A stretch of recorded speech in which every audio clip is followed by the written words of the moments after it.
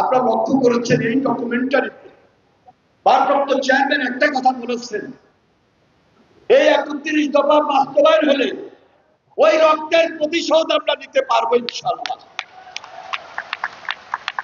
তাহলে আজকে ভারপ্রাপ্ত চেয়ারম্যান জনাব তারেক রহমান বিদেশে আছেন, এই 31 দফা বাস্তবায়ন করার মধ্য দিয়ে আমরা একটা জাতীয় ঐক্যমত্যের সরকার নিয়ে আসতে পারি, যেখানে দ্বিকক্ষ বিশিষ্ট পার্লামেন্ট রয়েছে,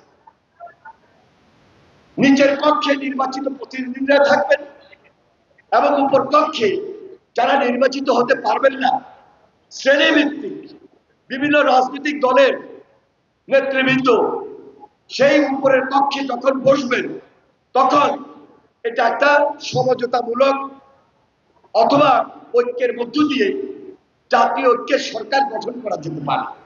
কিন্তু এই মাইনুদ্দিন চৌধুরী রিয়াজ তার বক্তব্যে পিয়ার পদ্ধতি নিয়ে জামায়াত ইসলামের ভূমিকা এবং যারা ৮৬ সালে ৯৬ সালে বিভিন্নভাবে শুধু আমাদেরকে অসহযোগিতা করে নাই, পুরো জাতিকে অসহযোগিতা করেছে এবং হাসিনাকে টিকিয়ে রাখার স্বার্থে তাদের সঙ্গে থেকে জাতীয় বেঈমান হিসাবে আত্মস্বীকৃত বেঈমান হিসাবে তারা এই বাংলাদেশে প্রতিষ্ঠিত হয়েছে। সর্বশেষ মনে রাখেন, এই যে ১৭ বছর এই যে ইসলামী শাসনতন্ত্র আন্দোলন,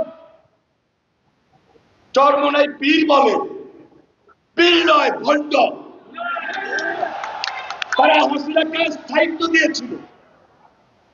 এমন কোন দালালি ফাঁকা মার্কেট ছিল না, তারা এই বাংলাদেশের ইতিহাসকে কলঙ্কিত করে নাই। ২০১৪ নির্বাচন বলেন, ২০১৮ নির্বাচন বলেন, ২০২৪ নির্বাচন বলেন, হাসিনাকে সহযোগিতা করে হাসিনার স্থায়িত্ব বাড়িয়ে দেওয়ার ক্ষেত্রে এই চরমোনাই পীর, এই ইসলামিক শাসনতন্ত্র আন্দোলন, এই ফাঁকা মার্কা ছিল বাংলাদেশের মানুষের আরেকটা জাতীয় বেঈমান হিসাবে চিহ্নিত।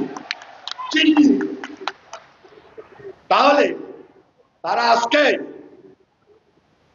আজকে নির্বাচনের বিরুদ্ধে যে আন্দোলনটা করছে,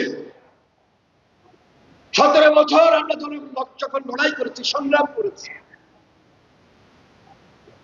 তখন তো আমরা এই পাকা মার্কাকে খুঁজে পাই নাই। আজকে ইসলামিক দলগুলোর থ্রেট দেখান, মিছিল করেন, মিটিং করেন, বিদ্যাঞ্জলি দেখান, নির্বাচনী পরিবেশটাকে বিকৃত করেন।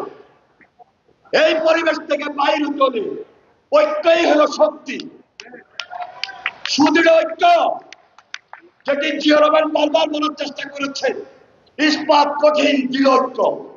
এই ঐক্য জিয়া রহমানের ডুপ্লিকেট তারেক রহমানের নেতৃত্বে বাংলাদেশে আমরা প্রতিষ্ঠিত করতে চাই।